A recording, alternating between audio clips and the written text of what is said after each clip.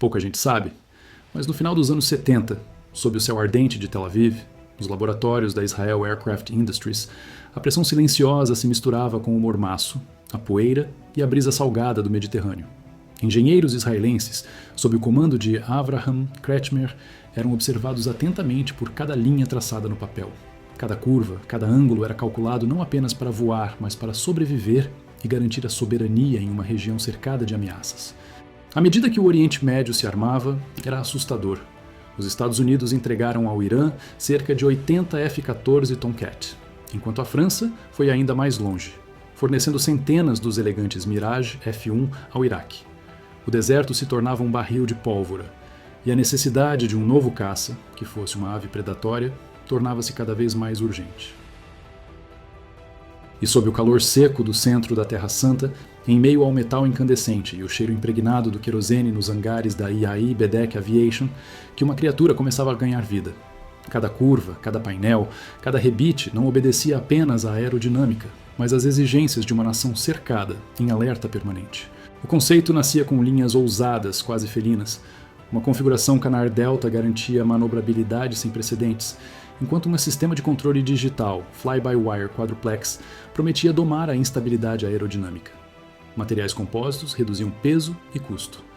No cockpit, ergonomia de última geração, com assento vertical e manche central. Uma aeronave feita sob medida para a mão e a mente do piloto israelense. No coração da máquina pulsava o motor Pratt & Whitney P11-20, capaz de entregar cerca de 27 mil libras de força com pós-combustão. O resultado? Uma relação empuxo-peso próxima de 2:1 em condição limpa, sem combustível ou armas. Insana para um caça monoplace dos anos 1980.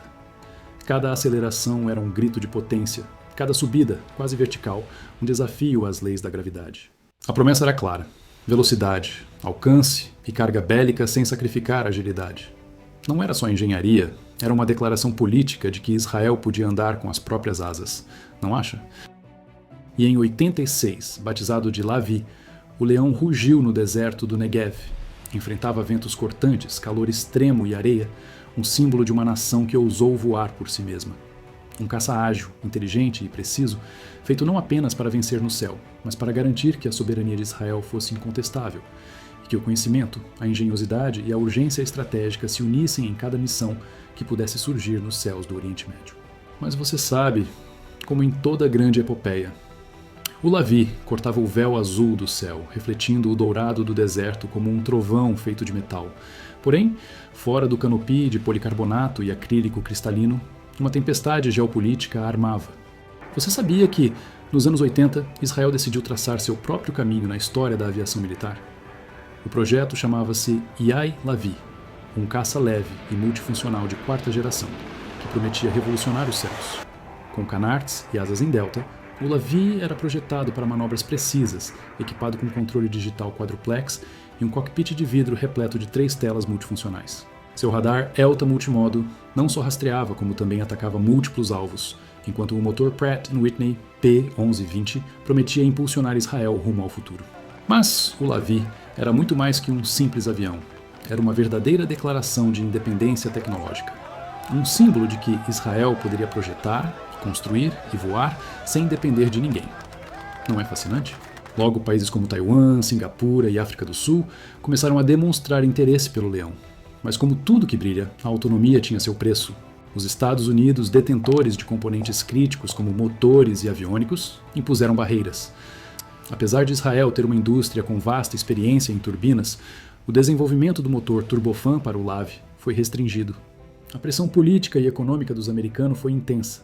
Ameaças de cortar a ajuda militar e aumento de custos em componentes do projeto eram apenas algumas das táticas usadas para frear a ambição israelense. O verdadeiro obstáculo, no entanto, foi a proibição de venda. A razão? A tecnologia americana utilizada no projeto jamais poderia ser compartilhada. Porém, os mesmos países que se interessaram pelo Lavi acabaram optando pelos caças F-16. Singapura, por exemplo, selou um acordo para receber 60 caças, enquanto Taiwan se tornou um dos maiores operadores do F-16. Agora, a tecnologia americana foi compartilhada de forma integral. Irônico, não é? A mensagem era clara: competir com os americanos custava caro. O projeto, que consumiu mais de 2 bilhões de dólares, mergulhou a IAI em uma crise financeira profunda. Milhares de funcionários foram demitidos e a falência parecia iminente. Um triste paralelo pode ser traçado com a história da Engesa no Brasil, onde a capacidade de produção nacional também foi sacrificada. Em meio ao caos e às crescentes tensões na região, o governo de Israel, mesmo investindo milhões, viu que suas ações não eram suficientes. Foi então que a empresa decidiu ousar, transferir a tecnologia e o conhecimento do projeto Lavie para a China. Embora os detalhes financeiros dessa transação permaneçam envoltos em mistério, essa troca de saberes foi fundamental para a recuperação da empresa. E assim, a China obteve acesso a uma das aeronaves mais impressionantes do planeta. Engenharia israelense agora temperada pela sabedoria chinesa, o Lavie cresceu, ganhou novos contornos e renasceu com outro nome, Chengdu J-10. O leão passou a se chamar Dragão. Hoje voa como superado e inferior, mas em silêncio, esperando quem se atreva a ousar rivalizar no céu.